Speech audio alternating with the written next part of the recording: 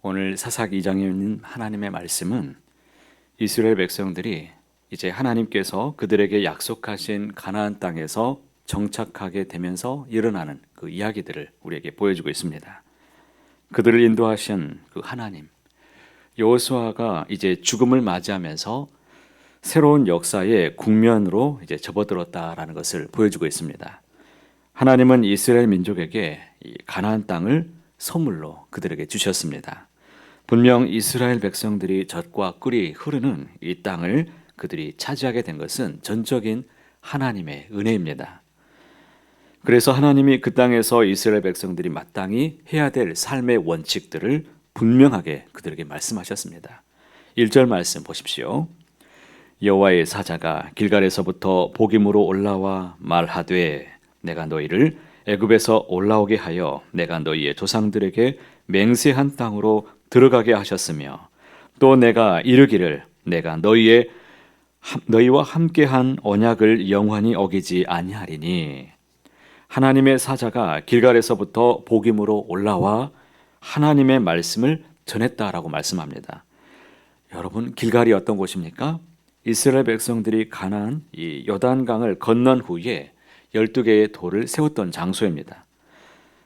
광야에서 태어난 이 출애굽 2세대들이 할례를 행했던 곳입니다.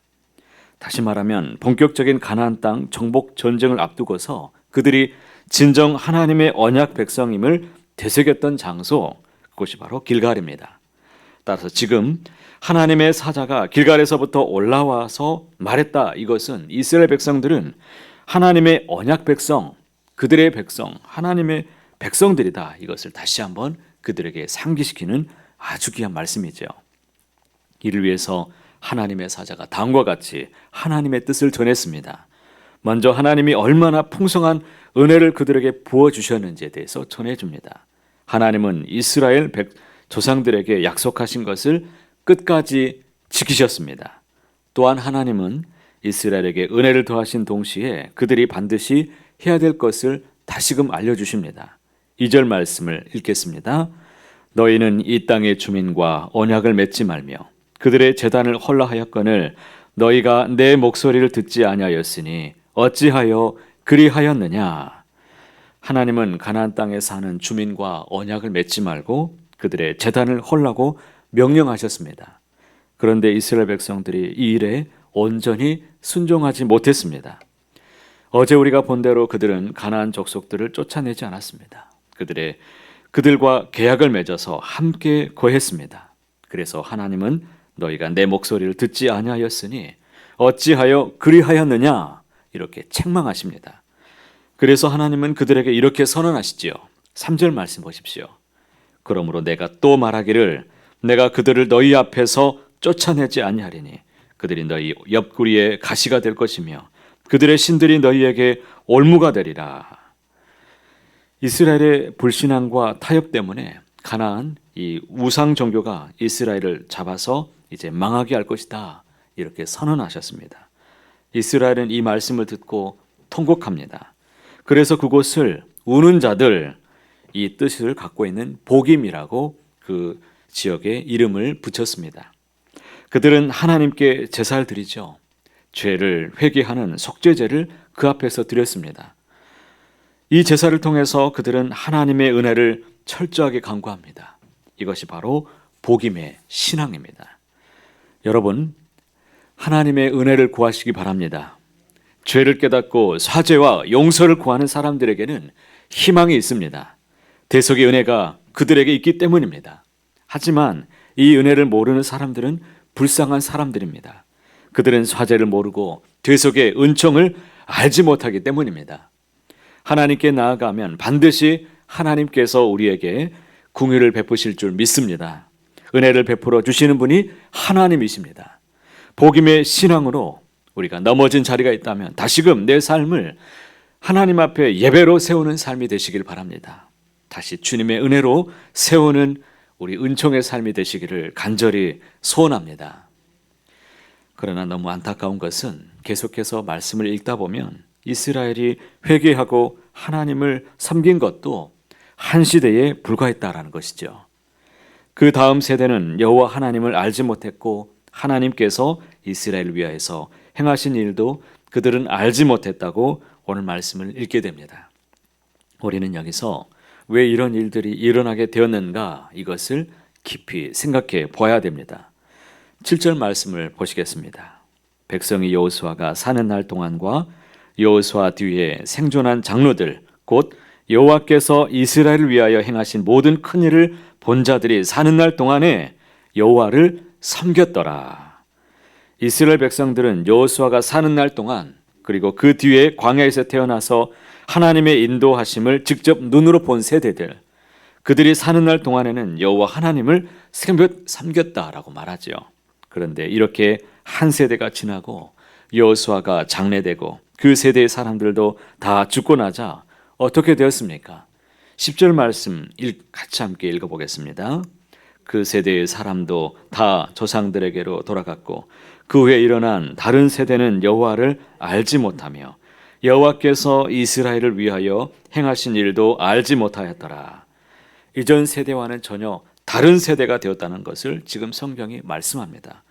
하나님을 알지 못하는 세대가 되었다라고 말하는데 다음 세대가 다른 세대가 되었다는 거예요. 이것은 굉장히 충격적인 말입니다.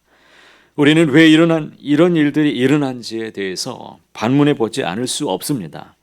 이에 대해서 어떤 사람은 부모 세대가 교육을 하지 않았다라고 말합니다.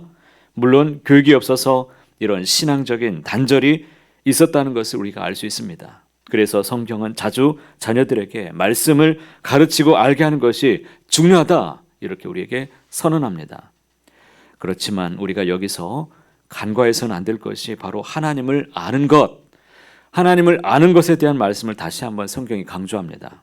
사실 본문에서 여호와를 알지 못한다라고 했는데 지적인 무지를 의미하는 것이 아닙니다. 그들은 하나님에 대해서 익히 들었습니다. 알았고 배웠습니다. 그런데 왜 그들의 삶 속에 하나님을 연결짓지 못했을까요? 이런 지식적인 알을 성경에서는 알미다라고 말하지 않습니다.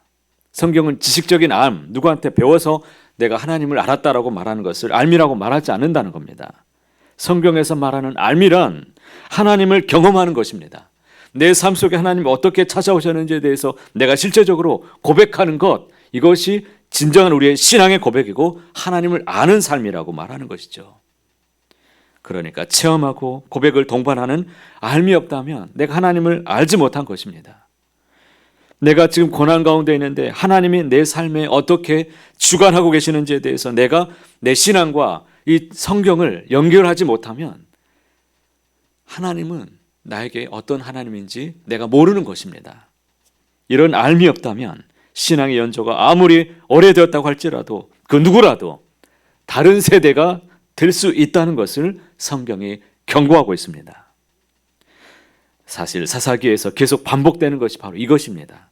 그들은 하나님의 구원의 능력을 경험하고 깨닫고 고백함으로 하나님을 알게 되었습니다. 그렇지만 또다시 하나님 체험이 없는 다른 세대들이 일어나서 죄악에 빠지고 말았다는 것을 말합니다. 사도 바울은 그래서 에베소서 4장 13절에서 이렇게 강조하죠. 우리가 하나님의 아들을 믿는 것과 아는 것에 하나가 되어야 된다. 이것이 바로 그리스도의 장성한 분량에 이르는 하나님이 우리에게 요구하는 삶인 줄을 꼭 믿으시기를 바랍니다. 다시 말하면 지식적인 암과 더불어서 체험하고 고백하는 이 알미 하나가 되어야 된다라는 것입니다.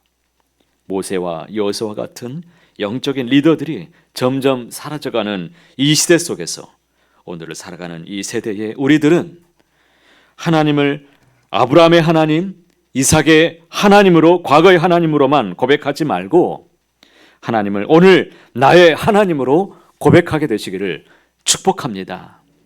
오늘 이 세대 속에서 역사하시는 하나님을 나의 하나님으로 경험하시기를 바랍니다. 그렇게 하나님을 오늘 나의 하나님으로 만나고 경험하는 사람들은 비록 가난하고 배고프고 슬프고 고난 가운데 있을지라도, 아직 응답이 없다 할지라도 하나님의 은혜를 반드시 맛보게 되실 것입니다. 하나님은 이전 세대의 하나님이 아니라 오늘 우리 세대의 하나님이십니다. 하나님은 오늘 이 시대의 하나님이십니다. 하나님은 오늘도 나에게 은총을 베푸시기를 원하십니다. 오늘 나의 하나님으로 고백하는 하루가 되시길 바랍니다.